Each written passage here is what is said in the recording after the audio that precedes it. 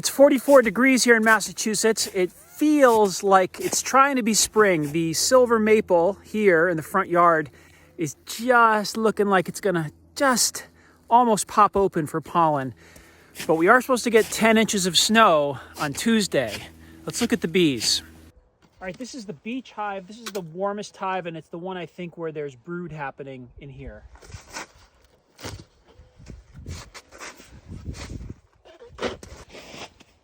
So that's a colony in mid-March, outdoors in Massachusetts. Welcome to Bee Barn Beekeeping. Unbelievable.